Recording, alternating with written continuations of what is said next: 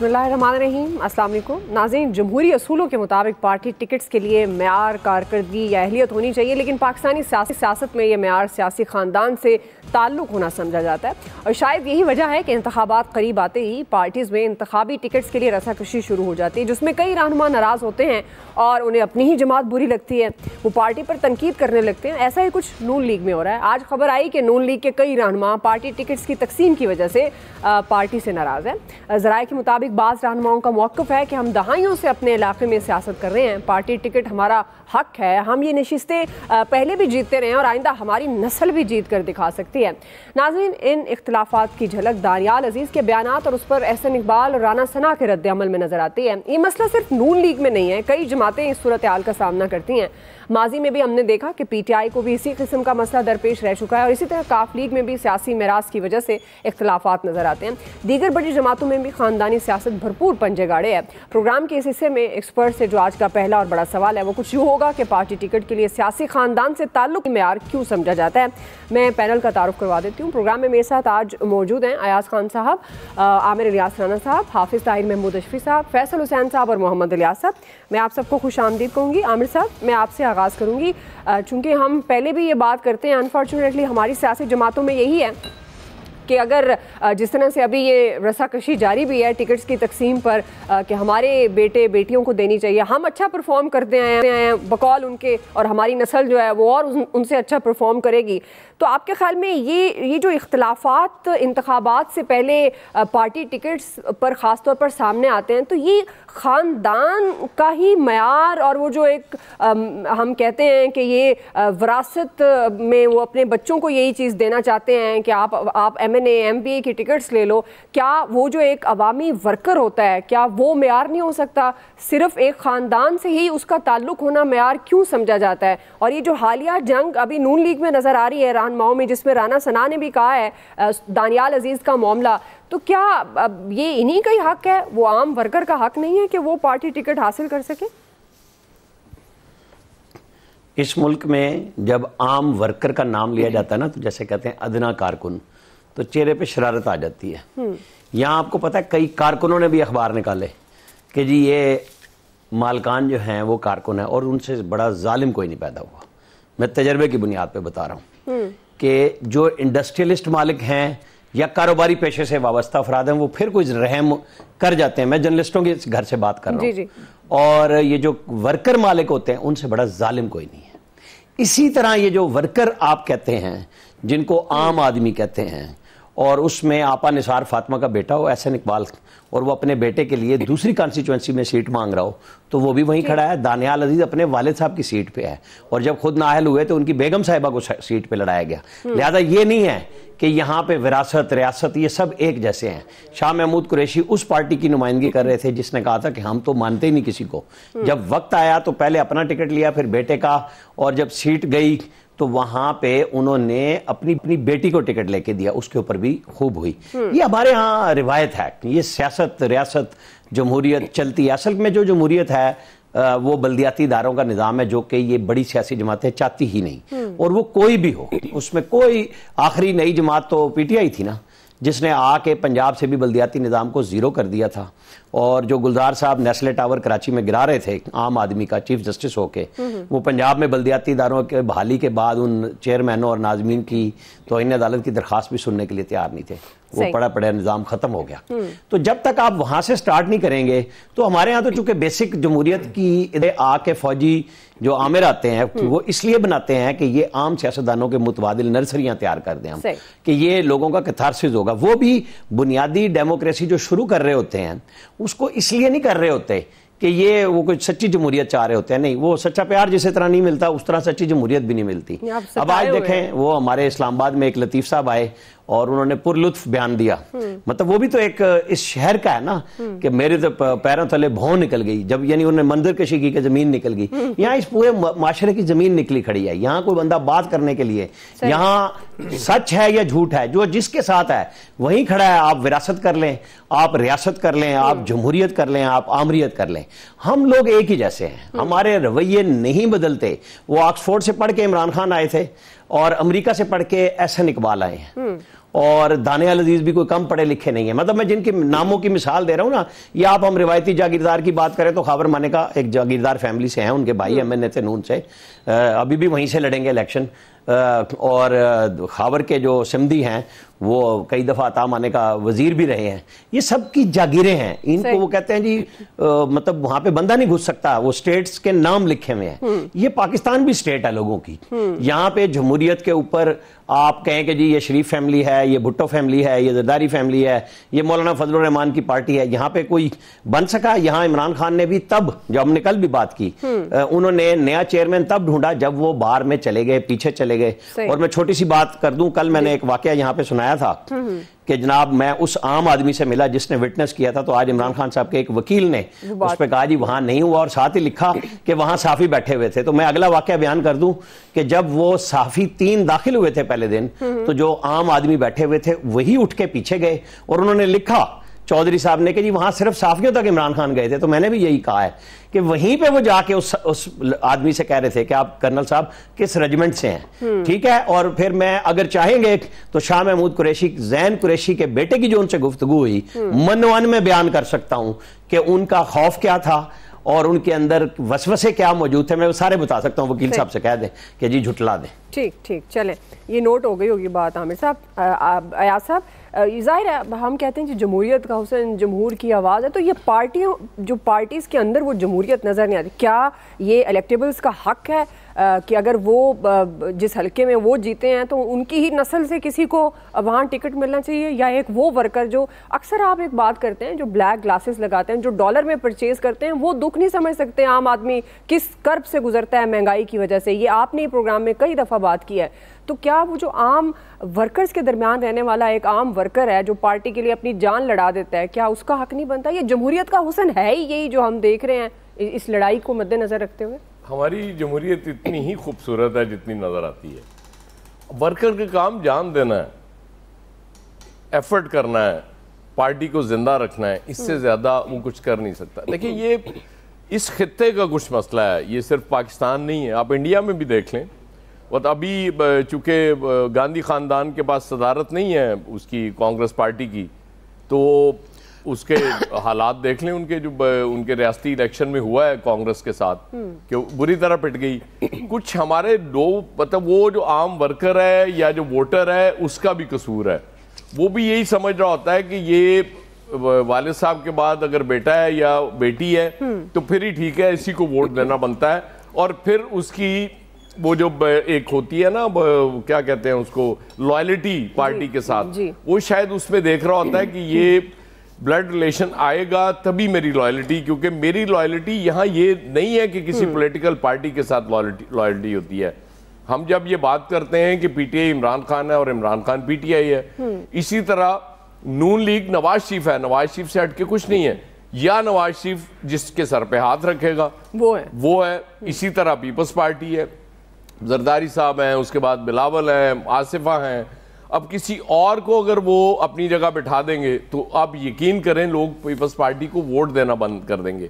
ایک ہم نے مثال دیکھی اس میں ایم کے ایم نے, کہ عام لوگوں کو وہ لے کے آئی اس میں, لیکن اس کی بھی کارکردگی, کیا کارکردگی رہی ہے معذرت کے ساتھ. وہ ظاہر ہے فیصل اس پہ بہتر روشنی ڈال سکتے ہیں, وہ کراچی میں چونکہ بھگت تو بول رہے ہوتے ہیں پولیٹیکل پارٹیز کو, آج کل ان کی فیورٹ پیپلز پارٹی ہے. تو رولا وہی ہوتا ہے کہ ہمارا بھی قصور ہے, جو ووٹر ہے, جو سپورٹر ہے, وہ بھی انہی لائنز پہ سوچ رہا ہوتا ہے کہ پارٹی وہی ہے جو اس کی ہے. پھر آپ دیکھیں نا سر, یہ سوچ کس نے بنائی؟ یا تو نہیں, سوچ یہ بدل نہیں سکتی, اس خطے میں بہت مشکل ہے. یہ ہمارے ہاں تو خیر پولیٹیکل سین رہتا ہی بہت کم ہے نا, انڈیا میں تو مسلسل وہ چل رہا ہے نا, اس کے باوجود بھی وہاں وہ زیادہ نہیں ہو سکا. بہت سے نئی چیزیں آ گئی, ان کے ایکٹرز ایکٹریسز الیکٹ ہونا شروع ہو گئے الیکشنز میں, وہ سارا کچھ اپنی جگہ پاپولیرٹی کی بیس پہ. لیکن وہ جو ایک روایتی موروثی سسٹم موجود ہے وہ نہیں ٹوٹ سکا, وہ ایون انڈیا میں نہیں ٹوٹ سکا یہاں. پھر یہ ہوتا ہے کہ ہمارے جو لیڈرز ہوتے ہیں نا, بڑے لیڈرز جو پارٹیاں چلا رہے ہیں, ان کے بچوں میں اللہ کے فضل سے ٹیلنٹ بھی بہت ہوتا ہے. مطلب یہ نہیں ہے کہ ٹیلنٹ نہیں ہوتا, دیکھیں نا اگر نواز شریف صاحب دیکھ لیں, ہم نے ابھی دیکھا نہیں وہ جنید صفدر کی جب شادی ہوئی تھی تو آپ نے آواز سنی ہوگی مریم نواز صاحبہ کی بھی, حمزہ شہباز کی بھی سنی ہوگی, کتنا زبردست گا رہے تھے.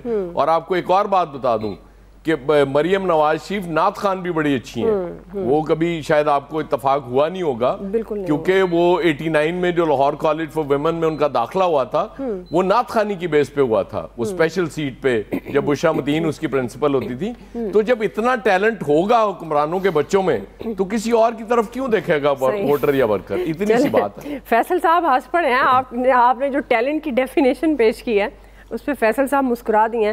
فیصل صاحب یہ سابق چیئرمین تحریک انصاف جب آئے تھے تو وہ موروثیت کے بڑے خلاف تھے, لیکن انفارچونیٹلی آلدو جو بڑی مین لیڈرشپ تھی وہاں پر ایسا کچھ نظر نہیں آیا, لیکن جو سیکنڈ تھرڈ اس کی لیڈرشپ ہے وہاں پر ہم نے دیکھا شاہ محمود قریشی, ان کے بچے اور بڑی ایسی ان کی پارٹی کے اندر ایگزامپلز ہیں. اب کیا یہ پارٹی ٹکٹ کی تقسیم کا معیار خاندانی وابستگی یا عوامی خدمت ہونا چاہیے؟ فیصل صاحب دیکھیں, جو آپ کا سوال ہے نا یہ بڑا ہی کثیر الجہتی سوال ہے. اس ملک میں جو خاندانوں کا قبضہ ہے وہ اپنی جگہ ہے, یہ جو قوم غلام ہے یہ اپنی جگہ ہے, لیکن اس سے بڑا المیہ یہ ہے کہ ہمیں غلام ہونے پہ کوئی شرمندگی نہیں ہے, کوئی پشیمانی نہیں ہے, کوئی افسوس نہیں ہے.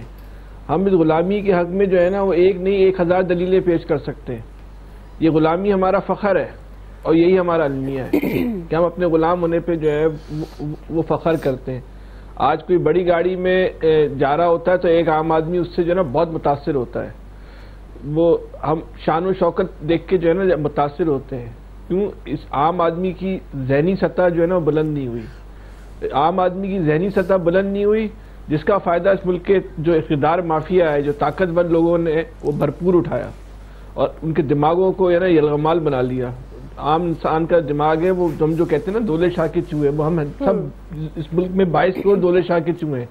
ہم اور آپ تو صرف کسی اس پروگرام میں کسی ایک صاحب کو سمجھتے ہیں, ایسا نہیں ہے, ہم سب دولے شاہ کے چوہے ہیں. اور کیوں ہے؟ اس کی وجہ کیا ہے؟ ہمارے ہاں جو ہے نا ایک عام آدمی کو طاقتور نہیں بننے دیا گیا. جب ہم بات کرتے ہیں کہ اختیارات کو نچلی سطح پہ منتقل کرو, آپ کے جو طلبہ یونین ہے اس پر پابندی لگا دی گئی. آپ کے بلدیاتی ادارے, یہ 2 ایسے نرسریاں ہیں طلبہ یونین اور بلدیاتی ادارے جو لیڈرشپ پیدا کرتی ہیں جی. دونوں بینڈ ہیں, دونوں کا وجود نہیں ہے.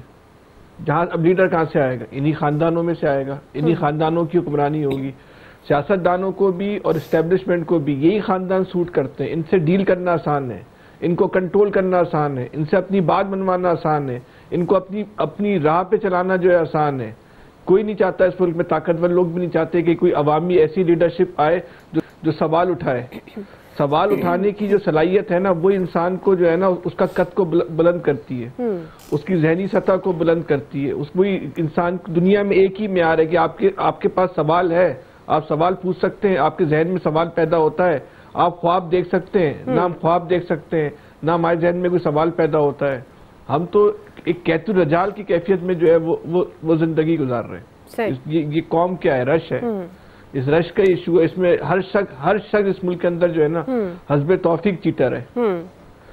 ریڈی والا بھی اپنی بساط کے مطابق چیٹنگ کر رہا ہے اور جو آپ کا حکمران ہے وہ بھی اپنی بساط کے مطابق مطلب یہ کبھی تبدیلی نہیں آئے گی. مطلب کبھی تبدیلی نہیں آئے گی. یہ نہیں سوال ہی نہیں. فی الحال تو دیکھیں رگ رگ میں بسی عادات ہیں نا جن کو ہم کہتے ہیں کہ یہ درست عادات نہیں ہیں, مطلب یہ کبھی نہیں بدلیں گے فیصل صاحب, اس کا مطلب ہے ظاہری صورتحال آج کی تاریخ میں اگر آپ بولیں تو کوئی نظر نہیں آتا کہ تبدیلی آ جائے, کیونکہ تبدیلی کے لیے نا شعور جو ہے نا تبدیلی کی پہلی سیڑھی ہوتا ہے, اس سے ہم بہت دور ہیں. ہمیں پتہ ہی نہیں ہے کہ تبدیلی کسے کہتے ہیں, ہمیں پتہ ہی نہیں ترقی کسے کہتے ہیں, شعور کسے کہتے ہیں. جب تک یہ قوم خواب دیکھنا نہیں شروع کرے گی نا ہم تبدیل نہیں ہو سکتے. دنیا میں جہاں بھی انقلاب آئے تو وہاں پہ قوم نے یا لیڈر نے خواب دیکھا ہے. ہم ایک ایسی نیند سو رہے ہیں جس میں خواب ہی نہیں ہے. نہ ادھر کوئی لیڈر خواب دیکھتا ہے نہ ادھر کوئی قوم خواب دیکھتی ہے. تو بس سر اگر آپ خواب نہیں دیکھنا چاہتے خواب دیکھنے کے لیے سونا چاہ رہا ہوں, لیکن ویسے فیصل صاحب خواب تو بندہ سوتے بھی دیکھتا ہے جاگتے بھی دیکھتا ہے. خواب دیکھے بغیر تو کسی ایک انسان کا بھی گزارا نہیں. کہنا یہ چاہیے کہ وہ خواب کوالٹی والے نہیں دیکھتا, شعور والے نہیں دیکھتا. اس قوم کی مثال جو ہے نا, اس قوم کی مثال جو ہے نا, توبہ خواب کی دنیا میں بالکل نہیں جانا. خابر مانی کا کراچی سے گالی دے رہا ہے, اس نے دیکھیں پوری قوم عبد اللطیف ہے. اس نے آج وہ حقائق کھولے ہیں کہ بس. چلیں الیاس صاحب خواب تو آپ بھی دیکھتے ہوں گے, خواب تو سبھی دیکھتے ہیں. وہ کہتے ہیں لطیف کو محاورے میں استعمال کریں, وہ کہتے ہیں یہ معاشرہ ہی لطیف زدہ ہے. چلیں الیاس صاحب خواب تو سبھی دیکھتے ہیں, آپ بھی دیکھتے ہوں گے. ظاہر ہے وہ جو شعور والے خواب ہیں شاید وہ نہیں دیکھتے, اور یہ جو الیکٹیبلز ہیں وہ شاید خواب ہی یہی دیکھتے ہیں کہ بس اب ہمارے بعد ہمارا بیٹا, ان کے بیٹے کے بعد اس کا بیٹا, نسل در نسل چلنا ہے یہ سسٹم اور ہمارا یہ حق ہے. وہ کہتے ہیں کہ ہم نے اتنے سال خدمت کی ہے, ہمارا حق ہے ٹکٹ پہ, اس کے علاوہ کرکٹر کا بیٹا کرکٹر. ظاہر ہے اب خاندانی سیاست ہے, اگر سیاست جو پارٹیوں کے رہنما ہیں وہ اپنی خاندانی سیاست چلاتے ہیں, دیکھ لیں آپ کی 2 بڑی پارٹیاں ہیں, وہ اپنے آگے سے بچوں کو اقتدار منتقل کرے گی, کیونکہ پرائم منسٹر ان میں سے ہی بنے گا, ان میں سے کوئی بڑے عہدہ ہوگا تو ان کے پاس ہی ہوگا. تو ظاہر ہے نیچے جو M N A M P As ہیں وہ بھی چاہیں گے کہ ان کے بچوں کو ہی ملے, موروثی سیاست کو وہ فروغ دیں, تو اسی لیے وہ چاہتے ہیں کہ جی ان کا ووٹ بینک ہے. ظاہر ہے انہوں نے ووٹ بینک اپنے بنائے ہوئے ہیں, اپنے لوگوں کے کام کیے ہوئے ہیں, اور ہمارے ہاں یہی ہے کہ لوگ بالکل خواب نہیں دیکھ سکتے, کیونکہ جس کے پاس سرمایہ ہوگا وہی الیکشن لڑ سکے گا, اس کے علاوہ الیکشن نہیں لڑ سکتا. غریب آدمی صرف ووٹر ہی بن کے رہے گا اور وہی سمجھے گا کہ یہی ان کا نجات دہندہ ہے, اور اس کے علاوہ ان کو کچھ نہیں کر سکتا. اب تو ووٹر کی بھی ضرورت نہیں ہے, ویسے کب ووٹ ڈل جاتا ہے. وہ ابھی جب سلسلہ شروع ہوگا تب پتہ چلے گا. ابھی یہ الیکشن نہیں ہوا, پشاور میں کرسیاں رکھ کے جو سارے انٹرنیٹ ووٹر آگے تھے بلا مقابلہ. ووٹرز کی اہمیت ہے, کیونکہ ووٹر جو ہے ہمارے ہاں اتنے آپ انڈر ایسٹیمیٹ کر رہے ہیں خود کو فیصل صاحب. ابھی اتنے لوگ ستائے ہوئے ہیں, ان لوگوں کے مسائل جو حل کرتے ہیں وہی, یہ تو بوری والا ووٹر ہے, اس سے ڈریں. الیکٹیبلز جو ہیں وہ جو ہیں سیاستدان ہیں وہی ان کے مسئلے حل کریں گے. تو اس لیے ان میں سے کوئی خواب نہیں دیکھتا, وہ دیکھتا ہے کہ اگر وہ ان کے جیتنے پر دیکھتا ہے کہ ہمارے نجات انہی کے ذریعے ہوگی. صحیح ہے, نجات دہندہ یہی کو بھی نا عبد اللطیف بننے کا بہت شوق ہے, جب تک ان کو باتیں نہ سنائے سکتے نہیں آتا. یہ پروگرام کے عبد اللطیف ہیں. صحیح ہے, اس قوم کو دیکھ لیں, ہمیں ابھی آپ سب کچھ کہہ گئے, ہم تو سہ گئے, اسی لیے آپ کی ذہنی سطح کو بھی سہ گئے, اب آپ چڑھ گئے فوراً سیاسی جماعت آتی ہے, یہی ہوتا ہے. اور اسی لیے کوئی عام آدمی آپ کی یار آپ دونوں پھر الیاس صاحب کا ٹائم لے رہے ہیں, بڑی زیادتی ہے. ظاہر ہے کوئی آئے گا نا, اب الیاس صاحب بھی نہیں چپ رہے. اب ظاہر ہے اب ان کے کوئی آگے وہی آئے گا جب نئی سیاسی جماعت تب ہی آئے گی جب ان کے پاس سرمایہ ہوگا. صحیح ہے, بالکل. جس کے پاس سرمایہ ہی نہیں ہے وہ آگے آ ہی نہیں سکتا. الیاس صاحب کو نئے سرے سے ٹائم دیا جائے. وہ سسٹم ہی ایسا بنایا ہوا ہے کہ وہ جو ہے خاندانوں کی سیاست چلے گی. اب دیکھ لیں الیکشن آئے گا تو ظاہر ہے نون لیگ. تو عامر صاحب آپ بھی فیصل صاحب سے ڈرتے ہیں بوری بند کی بات کر کے, الیاس صاحب کو آپ ٹوکتے رہ جاتے ہیں. نہیں, میں نے کہا میں ڈرتا کیا ہوں بھائی, وہ ہے ہی وہی, وہ سیکٹر کمانڈر ہے. آپ کو پتہ نا سیکٹر کمانڈر کتنا ہیوی ویٹ ہوتا ہے آج کل, تو بہت پتہ سب کو. تو دھیان کریں, جو سیکٹر کمانڈر نہیں بولے الیاس صاحب, نہیں بولے تو بن جائیں گے ورنہ. اب تو تحریک انصاف ہے, تحریک انصاف میں جو دیکھیں اب سیاست کا موروثی سیاست کی خاتمہ جو کہتے ہیں کہ اب چیئرمین اب انہوں نے علیحدہ بنایا ہے, تو اس پر بھی دیکھیں اب کیا ریزلٹس آتے ہیں. اب ظاہر ہے پیچھے کس کے نمبر کے تھے بانی جو چیئرمین ہیں وہ ان کے علیحدہ ہی رکھے ہوئے ہیں. تو اب جو صورتحال ہے اس ملک میں اس طرح نہیں ہوگا جب تک سرمایہ کی ساری گیم ہے. سرمایہ جس کے پاس ہے تو ہے, ظاہر ہے ان خاندانوں نے سیاست ان کے دیکھ لیں. ٹھیک ہے جی, بالکل آپ کا یہ پوائنٹ بڑا ویلڈ ہے. بات ساری پیسے ہے, جس کے پاس جتنا پیسہ ہے ظاہر ہے وہ اب پارٹی لیڈرز کے دلوں میں گھر بھی کرتا ہے. ظاہر ہے خرچہ تو پھر کرنا پڑتا ہے نا اگر آپ نے, اور الیکٹیبلز کے بچوں کے سے زیادہ بہتر پھر کوئی نہیں ہوتا, کیونکہ وہ بھی بڑے امیر کبیر ہوتے ہیں, پھر ان کے بچے ان سے بھی زیادہ امیر کبیر. سب سے غریب عوام ہے, سب سے غریب وہ ورکر ہے جو پارٹی کے لیے بہت کام بھی کرتا ہے, لیکن رزلٹ پر اس کا فیوچر یہی ہے کہ اس نے ساری زندگی پارٹی کے لیے کام کرنا ہے. بریک لیتے ہیں ناظرین, بریک سے واپس آئیں گے. دوسرا بڑا سوال, اکبر ایس بابر نے پی ٹی آئی انٹرا پارٹی انتخابات کو چیلنج کیا ہے. ہم سوال یہ رکھ رہے ہیں کہ پی ٹی آئی کے لیے انتخابات سے پہلے مشکلات سے نکلنا ناممکن ہوتا جا رہا ہے. رائے لیں گے بریک کے بعد. ناظرین, انٹرا پارٹی انتخابات کروانے کے بعد گمان یہ کیا جا رہا تھا کہ پی ٹی آئی کی یہ مشکل حل ہو جائے گی, لیکن آج پھر سے اس حوالے سے خطرے نے سر اٹھایا ہے. بانی رہنما P T I Akbar S Babar نے election commission P T I کے انتخابات کو انہوں نے اس میں چیلنج کر دیا ہے. درخواست میں یہ موقف اپنایا گیا ہے کہ پی ٹی آئی الیکشن جو ہے وہ محض دکھاوا, فریب اور الیکشن کمیشن کو دھوکہ دینے کی ناکام کوشش تھی. فراڈ انتخابی عمل نے پی ٹی آئی اراکین کو ووٹ دینے اور انتخاب میں حصہ لینے کے حق سے محروم کر دیا ہے۔ درخواست میں استدعا کی گئی ہے کہ الیکشن کمیشن نیا انٹرا پارٹی الیکشن کرانے کا حکم دے اور غیر جانبدار تیسرا فریق مقرر کرے جو پی ٹی آئی انٹرا پارٹی الیکشن کی نگرانی کرے۔ شفاف انٹرا پارٹی الیکشن کرانے تک انتخابی نشان بلہ استعمال کرنے کی اجازت نہ دی جائے۔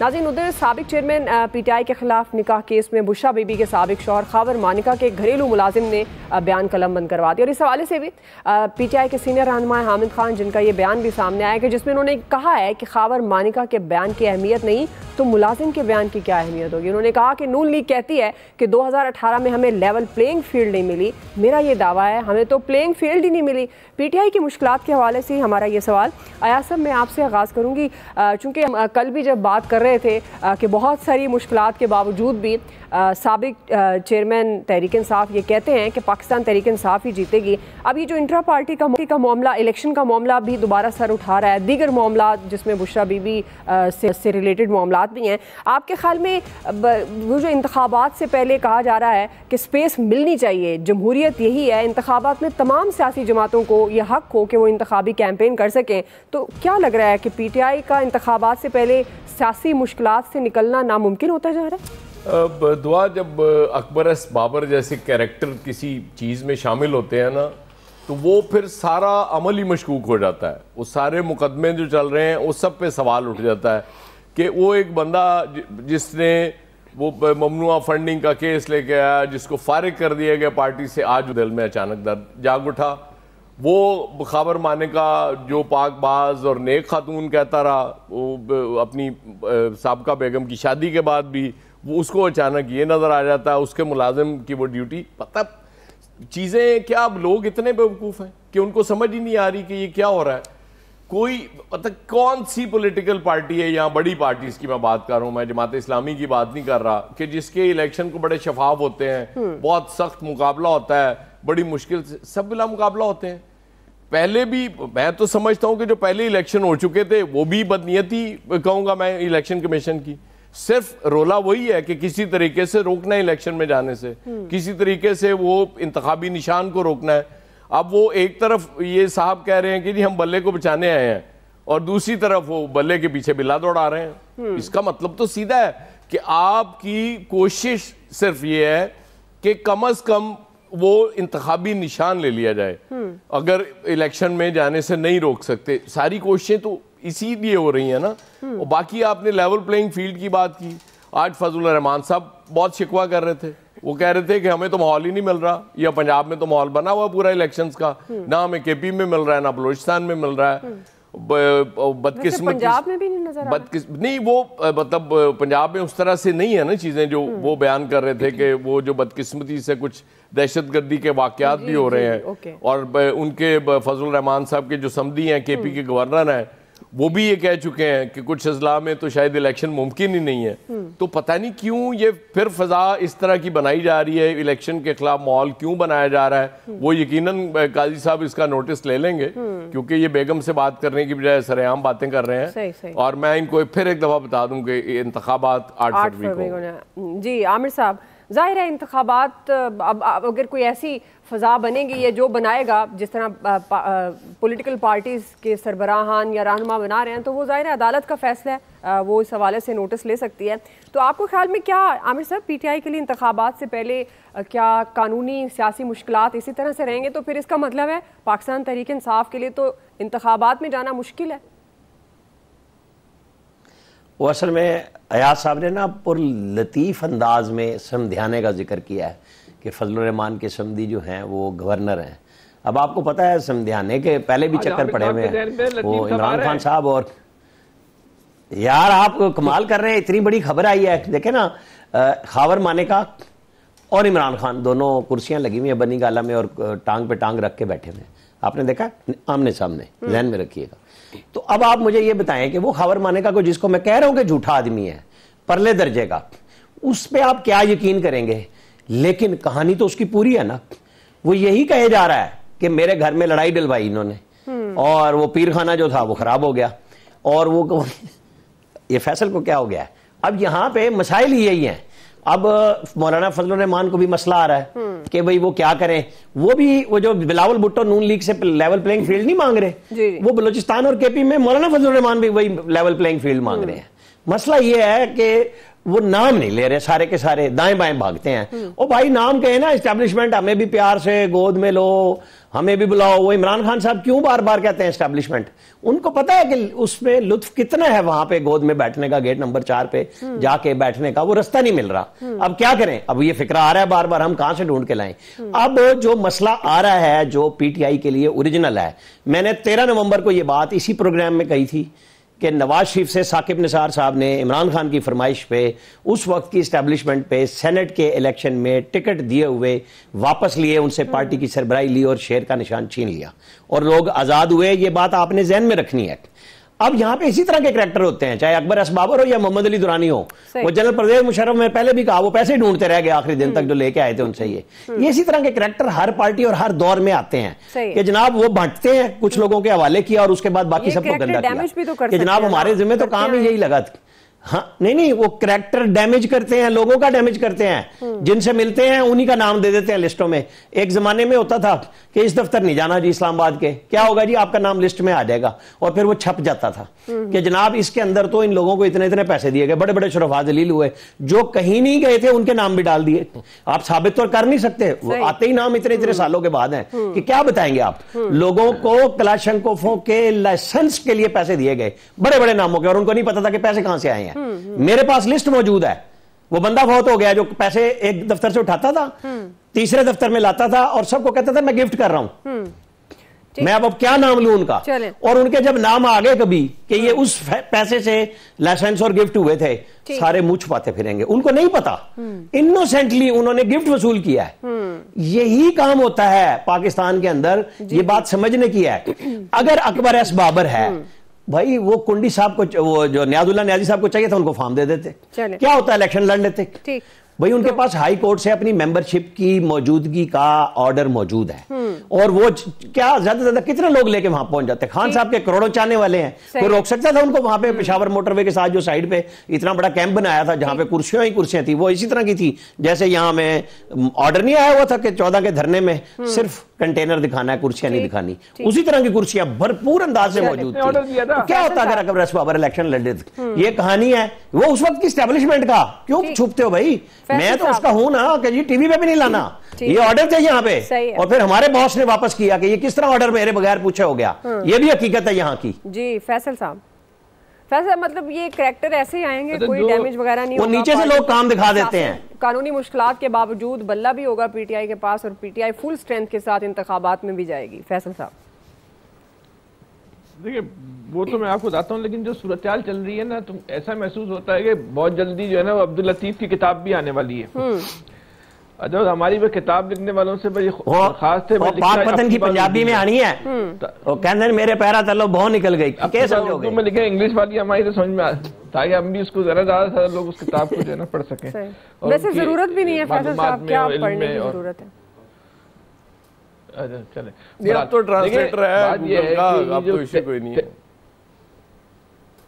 تحریک انصاف ایک ایسی پارٹی تھی جو یہ کہہ کر بنائی گئی, یا یہ کہہ کر طاقتور بنائی گئی کہ یہ جو وراثتی اور خاندانی پارٹیاں ہیں ان کو ختم کرنے کے لیے ان کے مد مقابل جو ہے کھڑی کی گئی ہے.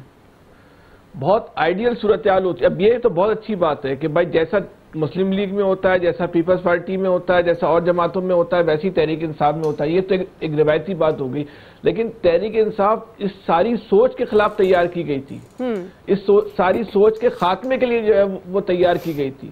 تو ایک بہت اچھا یہ ہوتا ہے عمران خان صاحب کے لیے بھی اس کہ وہ اچھا ان کے پاس تو یہ بھی نہیں ہے کہ وہ وراثت کسی کو منتقل کر دیں, یہ بھی ان کے پاس آپشن نہیں ہے, تو ممکن نہیں ہے ان کے بچے جو ہے وہ پاکستان آ جائیں گے, اور یہ بھی ممکن نہیں ہے. تو بہت اچھا ہوتا ہے کہ اس کے اندر جو ہے وہ ایک آئیڈیل جو ہے وہ الیکشن کرواتے, تاکہ یہ اگر کوئی خواب ہم یہ مان لیتے ہیں کہ انہوں نے ایک بہت اچھا خواب دیکھا تھا, ان کی نیت صحیح تھی, ان کی سمت صحیح تھی, ان کی منزل تک نہیں پہنچ سکے وقت و حالات کی جبر, لیکن ہو سکتا ہے کہ یہ وہ ایسی لیڈرشپ تیار کر دیتے کہ وہ آنے والے وقت میں جو ہے جو خان صاحب کا خواب تھا وہ پورا کر دیتی. ہم یہ گمان کر لیتے ہیں, ہم یہ سوچ لیتے ہیں.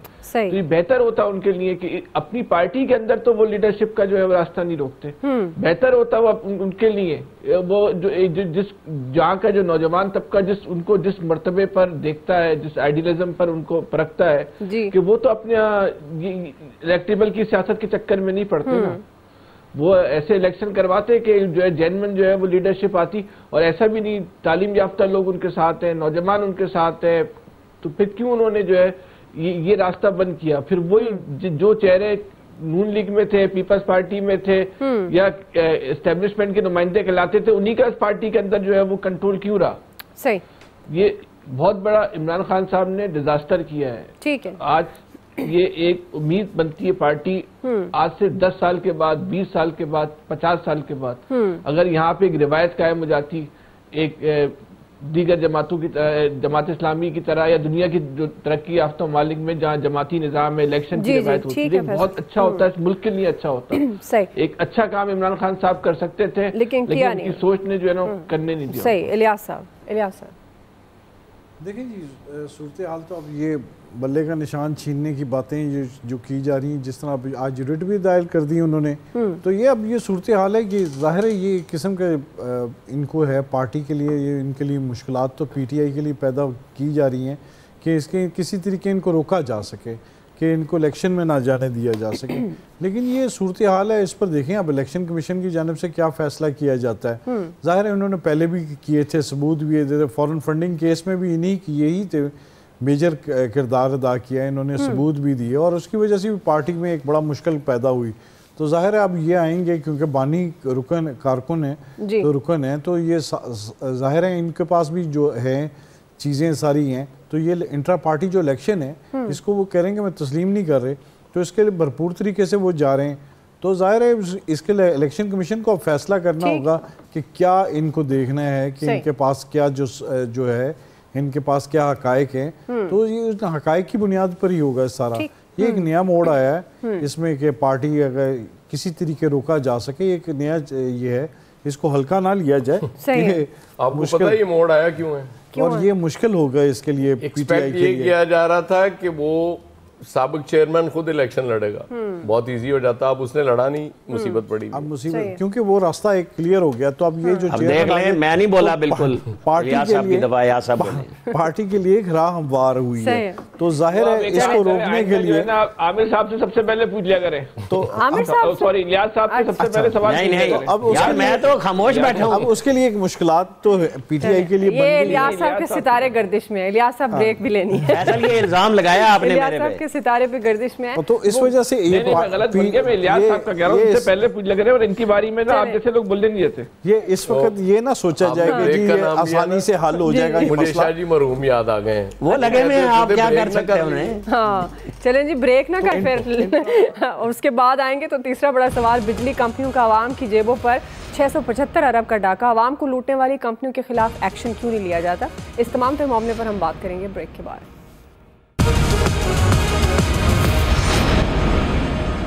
ناظرین, نیپرا نے بجلی کی فی یونٹ قیمت میں 3 روپے سے زائد کا اضافہ کر دیا ہے. نیپرا کے مطابق یہ اضافہ اکتوبر کے ماہانہ فیول ایڈجسٹمنٹ کی مد میں کیا گیا ہے. اس سے قبل ایک بڑی خبر آئی کہ پنجاب کی پاور ڈسٹریبیوشن کمپنیاں بجلی صارفین سے اوور بلنگ کے ذریعے 675 ارب روپے سالانہ غیر منصفانہ طور پر وصول کرتی ہیں. یہ ناجائز وصولیاں پاور کمپنیاں اپنی نااہلی اور غفلت کی وجہ سے ہونے والے نقصانات کا مداوع کرنے کے لیے کر رہی ہیں. سیکریٹری پاور کے مطابق بجلی صارفین کے لیے حکومت نے 900 ارب روپے کی سبسڈی رکھی ہے, لیکن حکومت محض 327 ارب روپے ہی فراہم کری ہے, جبکہ 573 ارب روپے بجلی صارفین سے ہی وصول کیے جاتے ہیں. یہ وصولیاں عوام پر کتنا بڑا ظلم اور حکومت کیوں ہے خاموش, اس پر ہم بات کریں گے. عامر صاحب آپ سے آغاز کر رہی ہوں. یہ اب ظاہر ہے اس کا مطلب ہے کہ یہ تو ملی بھگت ہے ان کمپنیوں کی اور حکومت کی, یہ تو عوام پر اتنا بڑا ظلم ہے. اگر حکومت اس میں شامل نہیں ہے, اس کی آشرواد نہیں ہے, تو پھر گورنمنٹ خاموش کیوں ہے؟ وہ کہتے ہیں نا اس ظلم کے سائے تلے ہم سب ایک ہیں. کل زیغم نقوی نے ہمارے پروگرام کے بریکنگ میں یہ خبر دی تھی کچھ, پھر آج اس کا بقیہ حصہ آ گیا. مجھے یاد آ گیا دسمبر 2018 میں عمران خان وزیر اعظم تھے, سوئی گیس کی دونوں کمپنیاں صدرن اور نادرن, ان دونوں کے ایم ڈی کوڈ آیا, بے پناہ گیس کے بل آ گئے تھے, اور پھر تقریر فرمائی یہ بہت بڑا فراڈ ہوا ہے, سلیب کا چکر ہوا ہے, میں نے آرڈر کر دیا ہے, سب کو پیسے واپس کریں گے. 1 روپیہ آج تک نہیں آیا. اب آپ دیکھ لیں کہ ظلم کے سائے تلے ہم سب ایک کیوں ہیں. چاہے حکومت کسی کی ہو, یہ افسر ساری افسر شاہی عام آدمی سے نکالتے ہیں. نیپرا کیا کر رہی ہے بھائی؟ نیپرا نے کس افسر کی جیب پہ جرمانہ ڈالا ہے؟ یہ کہانی ہے, رپورٹیں کیا ہیں, نیپرا کیا ڈرامہ کر رہا ہے. تنخواہیں ان کے افسروں کی اتنی زیادہ ہیں اور اتنا یہ فیسیں لیتے ہیں. یہ جو آپ یہ کمپنیاں جاتی ہیں نا, بھرپور فیس دیتی ہیں نیپرا کو پہلے کہ جناب ہمارے اتنے پیسے بڑھا دیں. یہ سب مرات لیتے ہیں وہاں جو بیٹھے ہوئے نیپرا میں بھی. بھائی آپ بتائیں کہ آپ ہمیں عام آدمی کو یہ پیسے کیسے واپس دیں گے جن کو ہوئے ہیں؟ کس چیز کا جرمانہ؟ وہ بینکوں کو جرمانہ کیا ہے, آئی ایم ایف کے کہنے پہ اسلام آباد ہائی کورٹ سے سٹے لے کے بیٹھ گئے. بتاؤ تو صحیح ہے کیا؟ یہاں کوئی فرق نہیں ہے عام آدمی کے لیے ظلم ڈالنے پہ, ہر بندہ ایک جیسا ہے. جی ایاز صاحب, دعا اگر 3 روپے 7 پیسے بجلی سستی ہو جاتی یا 675 ارب روپے ریلیف مل جاتے عوام کو, تو پھر تو میں سمجھتا ہوں کہ یہ کوئی خبر ہے. یہ تو روٹین کی بات ہے. تو یہ تو ظاہر ہے ہمارے نصیب میں لکھا ہی یہ گیا ہے, اور یہ کہاں واپس ہوتے ہیں اور کس نے واپس کرنے ہیں کوئی چکر نہیں ہے. وہ بینک کا ذکر کر رہے تھے, وہ میں نے کل وہ اپنے بینک کو فون کیا, اس پہ ہیلپ لائن پہ میں نے کہا یار میرا کارڈ چینج کر دیں. تو اس نے کہا جی کارڈ تو چینج کرا لیں, اس پہ اتنے پیسے لگیں گے. میں نے کہا یار وہ بینک ہی تو کما رہے ہیں اس ملک میں, آپ اپنے پیسے نکلواتے ہیں اس پہ ٹیکس, آپ اپنے پیسے کسی کو بھیجتے ہیں اس پہ ٹیکس, آپ کارڈ کی مطلب ہر چیز اس ملک میں اللہ کے فضل سے ہر اس جو طاقتور ہے, وہ چاہے ادارہ ہے چاہے شخص ہے, اس کے پاس اختیار ہے کہ وہ جتنا نچوڑ سکتا ہے عام آدمی کو نچوڑتا رہے, کوئی پوچھنے والا نہیں. اور یہ ہمارے نصیب بدلنے والے نہیں ہیں. اس لیے آپ شکر ادا کیا کریں. اگر 3 روپے بجلی مہنگی ہو تو شکر ادا کریں کہ 6 روپے نہیں ہوئی. پیٹرول اگر 2 روپے سستا ہو جائے تو آپ شکر کریں کہ 20 روپے مہنگا نہیں ہوا. بس اب آپ صبر اور شکر کے ساتھ جینا سیکھ لیں اس ملک میں, قطعاً کوئی آپ کو پریشانی نہیں ہوگی. مطلب ورنہ آپ پریشان رہیں گے. وہ سچ ہوتا نظر آ رہا ہے کہ سکون قبر میں ہی ہے. یس, دیکھ لینا وہ کہہ گیا ہے, آپ مانتے نہیں تھے اس کی بات اس وقت. چلے مان لیا جی. فیصل صاحب دیکھیں, اتنا اس ملک میں ظلم ہے اور طاقتور کے ساتھ اس طرح کا اتحاد ہو گیا ہے کہ اس کی کوئی حد ہی نہیں ہے. مثال کے طور پہ یہ بجلی پیدا کرنے والی کمپنیاں اور ڈسٹریبیوشن کی جو کمپنیاں ہیں, یہ نیپرا میں جا کے پیسے کھلا کے اپنی مرضی کا ریٹ لگاتی ہیں جو عامر صاحب کہہ رہے ہیں, اور جب ریٹ بڑھ جاتے ہیں تو یہ کہتی ہے ہمارا کیا تعلق ہے, ہم تھوڑی بڑھا رہے ہیں, یہ تو سرکار نے بڑھایا ہے, ہم تو کچھ اپنی مرضی سے 1 روپیہ بھی نہیں بڑھا سکتے, یہ سرکار بڑھاتی ہے. ایک اتنی اس ملک کے اندر غنڈہ گردی ہے, اتنی بدماشی ہے کہ آپ کا جو وہ بل بھیج دے, آپ کے پاس ایسا کوئی ادارہ نہیں ہے, اگر ادارہ ہے تو وہاں آپ کی سنوائی نہیں ہے کہ جہاں آپ اپنے مسئلے کو جو ہے نا وہ حل کروا سکے. یہ ملک صرف اور صرف طاقتوروں کے لیے جو ہے نا یہ ملک جو ہے نا وہ رہ گیا. عام آدمی کی تو کوئی مثلا طبقہ اشرافیہ کے لیے جو ہے نا یقین کریں کہ طبقہ اشرافیہ بس عامر صاحب جیسے لوگوں کے مزے ہیں اس ملک کے اندر, لیکن عام آدمی جیسے ہم جیسے لوگوں کا تو یقین کریں جینا محال ہو گیا. کہ مزے کی بات یہ دیکھیں کہ طبقہ اشرافیہ کی وہ آپ اگر باتیں سنیں تو سب سے خطرناک تقریر ہمارے عامر صاحب نے جو ہے نا وہ طبقہ اشرافیہ کے خلاف کر دی. صحیح بات ہے, جینا تو ہمارا محال ہے. جو تنخواہ پہ بھی ٹیکس دیتے ہیں, بلوں پہ بھی ٹیکس دیتے ہیں, پیسے نکلوانے پہ ٹیکس, بھیجنے پہ ٹیکس, ہر چیز پہ ٹیکس. طبقہ اشرافیہ بھی کہلاتے ہیں یہ اس قسم کے لوگ کراچی میں. چلیں اچھا جی, اب آپ لوگ خاموشی رکھیے گا. میں الیاس صاحب کی طرف جا رہی ہوں, بتا کے جا رہی ہوں تاکہ وہ اپنا ٹیک ان کا لیا جا سکے. جی الیاس صاحب, وہ تو سر جا رہے ہیں. دیکھیں جی, بجلی کے جو بل ہیں اس میں دیکھیں اضافہ ہوتا ہے نیپرا کی جانب سے, اضافے کا جو نوٹیفیکیشن کر دیا جاتا, لیکن یہ نہیں کبھی کیا جاتا کہ جب فیول ایڈجسٹمنٹ وغیرہ میں یا دیگر مدوں میں کمی کا کبھی نوٹیفیکیشن نہیں کیا جاتا, ہر دفعہ کر دیا جاتا. ظاہر ہے آئی ایم ایف کے ساتھ ان کے نیگوسیشن چل رہی ہیں, تو اس کے تحت انہوں نے بجلی کے بل بڑھانے تھے, گیس کے جیسے بڑھائے ہیں, تو ظاہر ہے انہوں نے اپنا ٹارگٹ پورا کرنا ہے. لوگوں پہ سبسڈی کہتے ہیں کہ 900 ارب روپے کی سبسڈی کس طرح دیتے ہیں سبسڈی, کسی کو تو سبسڈی ملتی نہیں ہے ادھر. جو 1 بلب بھی جلاتا ہے, 2 بلب جلاتے ہیں, یا جن کے گھر میں 1 پنکھا لگا ہوا, تو اس کو دیکھیں ہزاروں بل آئے.